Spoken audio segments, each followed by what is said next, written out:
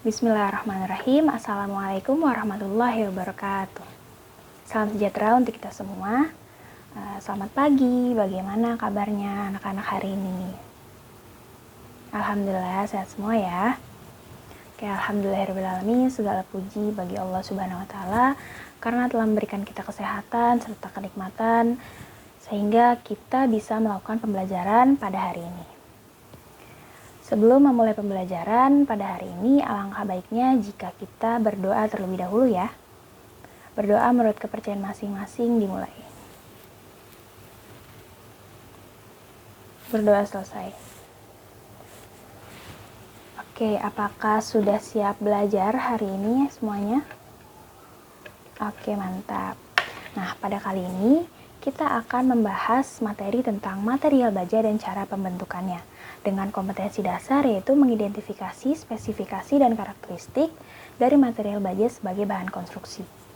Nah, tujuan pembelajarannya yaitu peserta didik dapat memahami spesifikasi dan karakteristik dari material baja dengan indikator pencapaian kompetensinya yaitu menjelaskan pengertian material baja, lalu menyebutkan jenis-jenis baja, lalu ada menganalisis sifat dan karakteristik material baja, serta yang terakhir nanti akan ada tugas kelompok yaitu mengidentifikasi masalah pada struktur baja. Nah, sekarang kita akan masuk ke materinya ya. Oke, selanjutnya kita masuk ke materi ya anak-anak. Apakah ada yang tahu gambar di atas ini gambar apa? Atau mungkin gambar di sebelahnya? Ya, betul sekali Nanda. Gambar di atas merupakan gambar dari material baja dan juga ada struktur baja. Jadi, apa sih material baja itu? Oke, akan kita bahas ya anak-anak. Jadi baja merupakan material yang terbuat dari campuran logam yang terdiri atas unsur besi, Fe, dan karbon atau C, di mana besi sebagai unsur utama pada baja dan karbon sebagai unsur paduan baja. Nah, selain itu, baja juga mengandung unsur logam paduan yang lain, tidak hanya besi dan karbon saja. Di antaranya yaitu ada mangan, ada kromium, ada vanadium, ada nikel, ada silikon, tembaga, sulfur, fosfor, aluminium, dan beberapa logam paduan lainnya, yang tentu jumlahnya dibatasi dan berbeda-beda dari setiap logamnya. Nah, berdasarkan unsur yang dikandungnya, baja ini terdiri dari baja paduan tinggi, baja paduan sedang, dan baja paduan rendah. Nah, dalam material baja juga terdapat berat jenis baja untuk mengukur kekuatannya. Biasanya sering kita sebut BJ ya, atau berat jenis. Nah, BJ ini juga bermacam-macam. BJ ini mulai dari BJ 34, BJ 37, BJ 41, BJ 50, dan BJ 55. Nah, selain itu baja juga memiliki tegangan tarik atau tegangan ultimate. Biasanya dilambangkan dengan Fu, dan satu lagi ada tegangan leleh atau yield yang biasanya dilambangkan dengan Fi. Oke, selanjutnya kita masuk ke pengelompokan jenis baja. Dalam pengelompokan jenis, baja itu terbagi menjadi dua bagian, yaitu ada baja ringan dan baja berat atau baja konvensional. Yang pertama kita akan bahas baja ringan. Nah, di sini baja ringan merupakan baja karbon yang bersifat kaku dan kuat. Material baja yang terbentuk dari proses cold roll atau baja canai dingin, di mana proses pembentukan baja ini dibentuk pada saat cairan mulai agak dingin. Nah, sehingga menyebabkan berat dan massa jenis baja tersebut berbeda menjadi lebih ringan. Nah, untuk kegunaannya sendiri, baja ringan ini biasanya dipakai untuk keperluan konstruksi seperti rangka atap, lalu rangka mobil, lalu ada peralatan listrik dan senjata api. Nah, sesuai dengan namanya baja ringan, berarti baja ini memiliki massa yang ringan ya. Untuk profil baja ringan sendiri itu terdapat bermacam-macam ya anak-anak. Ada contohnya itu ada kaso, ada reng, ada hollow partisi atau galvalum, dan masih banyak lagi jenis baja ringan yang lainnya. Lalu jenis yang kedua yaitu baja berat atau konvensional. Jadi baja berat atau nama lainnya baja konvensional ini merupakan baja yang memiliki kekuatan yang lebih tinggi dibandingkan baja ringan karena material baja yang terbentuk dari proses hot roll atau baja canai panas. Jadi kalau tadi itu baja ringan itu terbentuk dari cold roll, nah sekarang baja berat atau konvensional itu terbuat dari proses pembentukan hot roll itu. Di mana proses pembentukan baja ini dibentuk saat masih berwujud liquid atau cairan dengan suhu yang sangat panas. Nah, cairan tersebut dituangkan ke dalam cetakan lalu akan terbentuk baja berat tersebut. Nah, untuk kegunaan baja berat sendiri itu biasanya sering kita temukan pada konstruksi rangka untuk pembuatan bangunan sehingga menjadi lebih kokoh. Biasanya terdapat pada struktur bangunan yang besar. Jadi yang digunakan itu baja berat atau baja konvensional. Nah, untuk profil dari baja berat sendiri itu ada baja L atau baja siku, lalu ada baja WF atau wide flank, lalu ada baja UNP atau baja U, dan baja kanal C. Atau bisa juga pelat ya, pelat lantai itu termasuk dalam baja berat atau konvensional. Nah, selanjutnya kita akan membahas jenis-jenis baja berdasarkan komposisi karbonnya. Terbagi menjadi dua juga. Yang pertama ada baja karbon, dan yang kedua ada baja paduan. Nah, baja karbon itu merupakan paduan antara besi dan karbon dengan sedikit campuran logam lain. Nah, untuk baja karbon sendiri terdapat 3 jenis juga. Yang pertama ada baja karbon rendah, yaitu baja yang memiliki kandungan karbon di bawah 0,3%. Nah, biasanya baik digunakan untuk bodi mobil kendaraan. Bisa mobil atau bisa motor, pokoknya yang berhubungan dengan rangka kendaraan gitu ya. Lalu yang kedua ada baja karbon sedang. Nah, baja karbon sedang ini merupakan baja yang memiliki kandungan karbon sekitar 0,3 sampai 0,6%. Nah, biasanya banyak digunakan untuk poros, rel kereta api, roda gigi, pegas, biasanya untuk baut juga, lalu untuk komponen mesin. Selanjutnya yang ketiga ada baja karbon tinggi, yaitu baja yang memiliki kandungan karbon yang paling tinggi dari sebelum-sebelumnya, yaitu sekitar 0,6 sampai 1,7% dan memiliki tahan panas yang tinggi sehingga baik digunakan untuk material kawat dan kabel baja. Yaitu ada baja paduan. Nah, baja paduan ini merupakan suatu baja yang dicampur dengan satu atau lebih unsur campuran. Nah, baja paduan ini terbagi menjadi 3 juga. Yang pertama ada baja paduan rendah atau low alloy steel, lalu ada baja paduan menengah yaitu medium alloy steel, dan baja paduan tinggi atau high alloy steel. Untuk baja paduan rendah itu biasanya elemen paduannya kurang dari 2,5%. Nah, biasanya baik digunakan pada kapal, lalu jembatan, roda kereta api, ketel uap, tangki gas, dan sebagainya. Dan untuk yang kedua itu di baja paduan menengah, elemen paduannya itu sekitar 2,5 sampai 10%. Misalnya terdapat pada unsur kromium, mangan, nikel, silikon, fosfor, dan lain-lain. Nah, untuk yang ketiga ada baja paduan tinggi yaitu high alloy steel, yaitu elemen paduannya lebih dari 10%. Nah, biasanya digunakan pada bearing, bejana tekan, baja pegas, dan masih banyak. Lalu yang ketiga ada baja paduan tinggi atau high alloy steel. Nah, pada baja paduan tinggi ini elemen paduannya lebih dari 10%. Nah, biasanya digunakan pada bearing, bejana tekan, baja pegas, cutting tools, frog rail kereta api, dan sebagainya. Karena tadi sudah dijelaskan beberapa jenis dari material baja, nah berikut ini ada gambar macam-macam profil baja ya. Yang pertama itu ada flat bar, lalu ada angle atau baja yang berbentuk siku L, lalu ada round yang bulat itu biasanya dipakai buat tulangan kolom ya, lalu ada hexagon atau segi 6, lalu ada sheet atau plate yang biasa digunakan sebagai plat lantai, lalu ada channel, ada wide flank beam. Nah, wide flank beam ini biasanya digunakan sebagai struktur rangka bangunan yang cukup besar gitu ya. Lalu ada standard atau I-beam yang berbentuk huruf I, lalu ada square atau rectangle tubing, lalu ada pipa atau round tubing yang bentuknya bulat, lalu ada T-bar atau baja huruf T, lalu ada setengah bulat atau half round, lalu ada half oval, ada camper bar yang berbentuk segitiga di ujungnya, dan ada rebar atau biasanya digunakan sebagai tulangan atau tulangan ulir ya anak-anak. Selanjutnya di sini ada perbedaan baja ringan dan baja konvensional. Nah, untuk baja berat memiliki kandungan karbon sekitar 0,3 sampai 1,7%. Nah, sementara baja ringan memiliki kandungan karbon sekitar 0,16 sampai 0,29%. Nah, perbedaan ini tentu mempengaruhi kekuatan dari baja itu sendiri. Nah, baja konvensional tentu memiliki keunggulan yang lebih karena lebih banyak mengandung karbon serta lebih kaku dan kuat dalam menerima beban. Begitu pula sebaliknya pada baja ringan. Dari namanya saja sudah berbeda ya anak-anak. Baja ringan berarti masanya lebih ringan, dan baja berat berarti masanya lebih berat. Nah, untuk pemanfaatan material baja sendiri, jika dibandingkan dengan kayu, maka baja memiliki kekuatan yang lebih dari kayu karena baja memiliki duktilitas yang mampu menahan beban besar jika terjadi guncangan seperti gempa. Nah, oleh karena itu material baja memang lebih unggul dibandingkan material seperti kayu dan beton, terutama untuk struktur bangunan ya. Untuk struktur bangunan yang besarnya kita masuk ke kelebihan dan kekurangan dari material baja. Nah, yang pertama ada kelebihan dari material baja.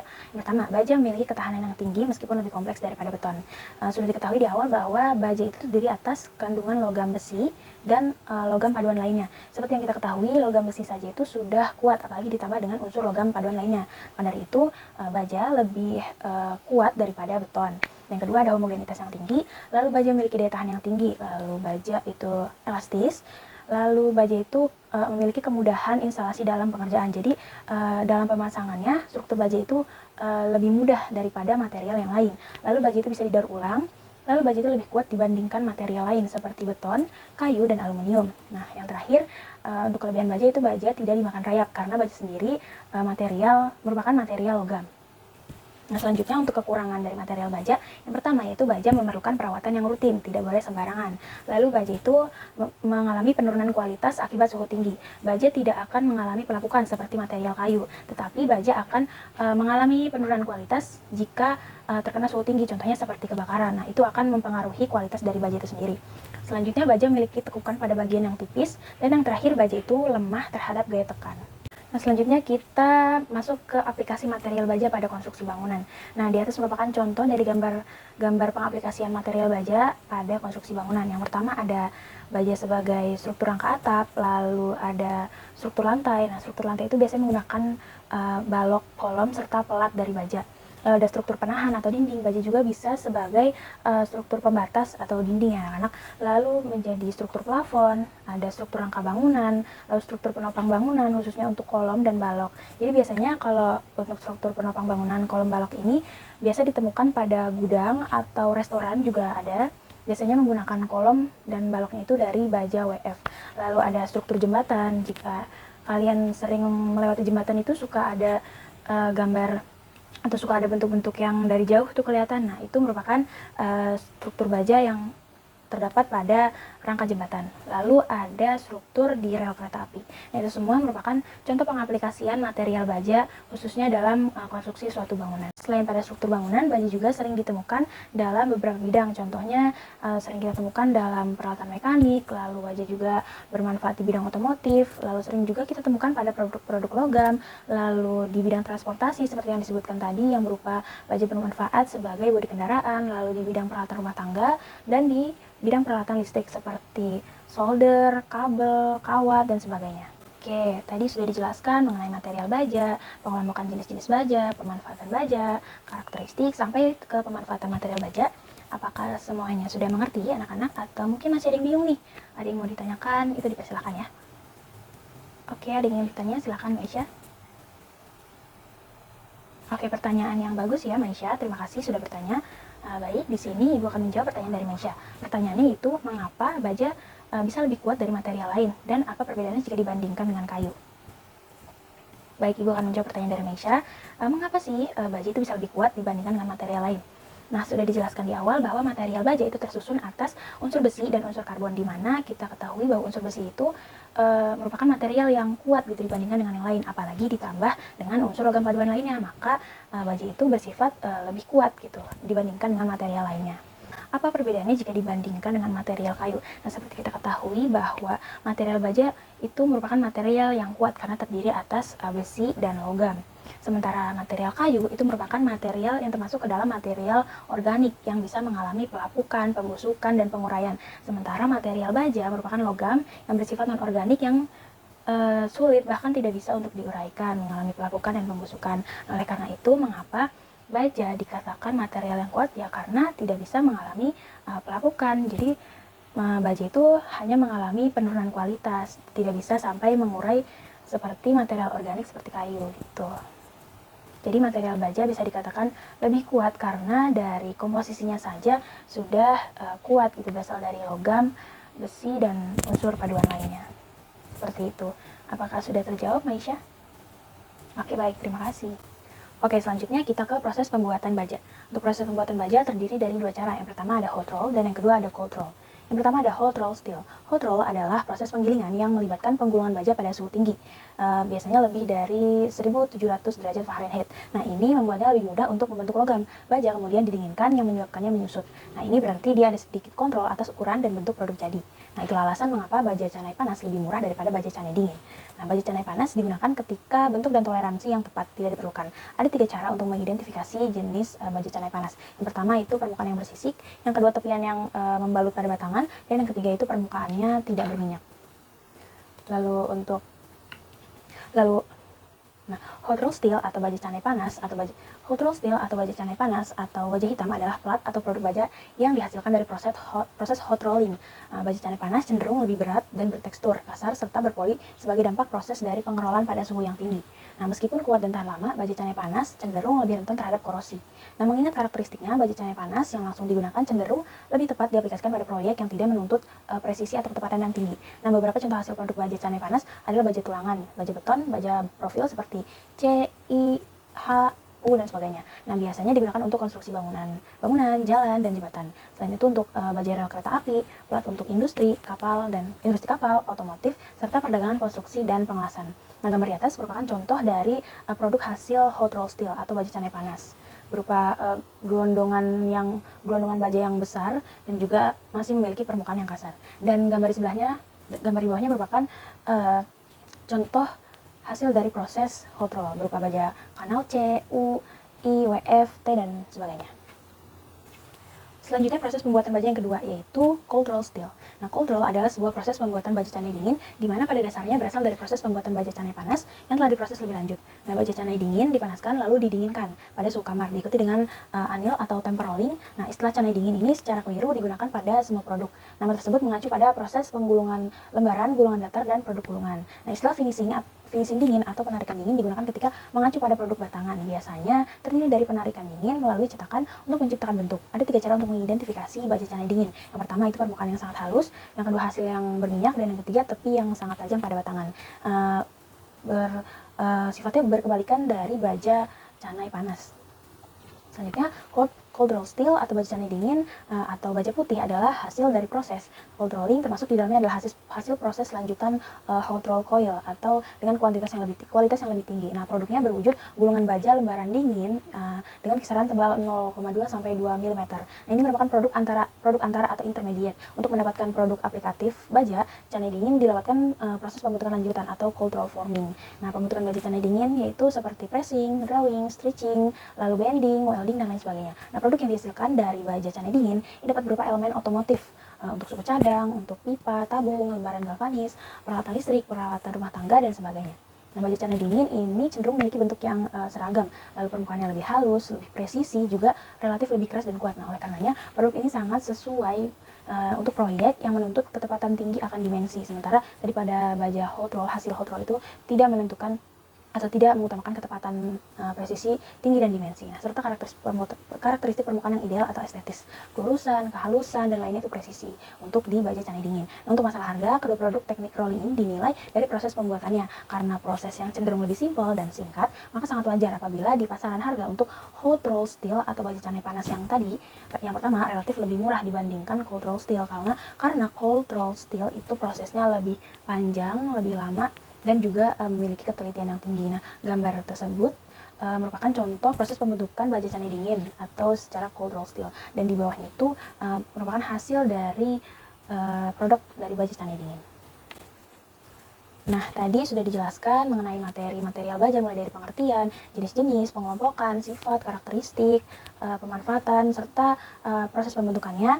Jadi baja ini merupakan material yang kuat. Nah, dalam penggunaannya, baja didesain sebagai material yang dapat memikul beban tekan, di mana beban tekan ini dapat mencegah terjadinya kegagalan dalam struktur berupa tekuk. Nah, oleh karena itu, material baja memang lebih unggul dibandingkan material seperti kayu, besi, dan beton, khususnya dalam struktur bangunan ya. Maka dari itu, material baja merupakan material yang cocok digunakan terutama dalam mendesain struktur bangunan karena lebih cepat dalam pengerjaan, strukturnya lebih kuat dan tahan lama, serta memiliki nilai keindahan arsitektur dalam suatu bangunan. Oke, setelah pemaparan materi yang sudah disampaikan, apakah semuanya sudah mengerti? Atau sudah paham? Atau mungkin jika ada yang ingin ditanyakan atau masih bingung, itu silakan ya. Bagaimana? Mungkin belum ada ya? Nah, jika belum ada, maka Ibu akan memberikan tugas kelompok. Tugasnya itu berupa analisis suatu masalah kegagalan struktur. Nah, berikut ini ada instruksi tugasnya. Nah, tugas itu kelompok, yaitu buatlah kelompok yang terdiri atas 3 orang, lalu analisis permasalahan kegagalan struktur di bawah ini. Kerjakan dengan cara diskusi dan dijawab dengan menggunakan beberapa sumber referensi. Gambar di atas merupakan kegagalan pada struktur baja. Mengapa hal ini bisa terjadi? Lalu identifikasi masalah kegagalan struktur baja tersebut, dan bagaimana cara untuk mencegah agar tidak terjadi kegagalan struktur seperti pada gambar. Berikan alasan dengan sumber yang akurat dan tepat. Nah, diskusikan tugasnya dengan teman sekelompok, lalu kumpulkan tugas dalam bentuk file PDF di Google Classroom dengan tenggat pengumpulan sampai sehari sebelum pembelajaran dilaksanakan, yaitu pada hari Senin. Sudah jelas instruksinya dalam soal tersebut dikerjakan kelompok dan dikumpulkan sehari sebelum pembelajaran ya anak-anak. Untuk kelompoknya bisa pakai kelompok yang minggu kemarin ya, tidak apa-apa. Jika tidak ada yang ingin bertanya, maka kita akhiri pembelajaran pada hari ini ya. Jangan lupa dikerjakan tugasnya, tetap semangat. Dan kita akhiri pembelajaran pada hari ini dengan mengucapkan alhamdulillahirrahmanirrahim. Sampai ketemu di minggu selanjutnya. Assalamualaikum warahmatullahi wabarakatuh. Oke, selamat pagi semuanya. Apakah tugas kelompoknya sudah dikerjakan semua? Oke, bagus. Karena sudah dikerjakan, diperkenankan kepada kelompok 1 untuk maju terlebih dahulu untuk memaparkan hasil kerja kelompoknya. Pada kelompok 1 dipersilakan. Oke, bagus sekali pemaparannya kelompok 1. Dilanjut dengan kelompok 2. Yang terakhir dilanjut dengan kelompok 5. Oke, terima kasih semuanya karena sudah memaparkan hasil tugasnya. Wah, bagus-bagus ya ternyata hasil presentasinya. Nah, jadi kalian ini sudah bisa memecahkan masalah ya dari kegagalan struktur baja. Mungkin jika masih ada yang ingin ditanyakan, dipersilakan. Oke, baik, cukup. Terima kasih ya semuanya sudah mengikuti pembelajaran hari ini dengan baik. Semoga bermanfaat. Maka kita akhiri pembelajaran hari ini dengan mengucapkan alhamdulillahirrahmanirrahim. Jangan lupa dikerjakan tugasnya semuanya. Lalu tetap semangat dan semoga sehat-sehat selalu. Wabillahi taufiq wal hidayah. Wassalamualaikum warahmatullahi wabarakatuh. Selamat siang semuanya.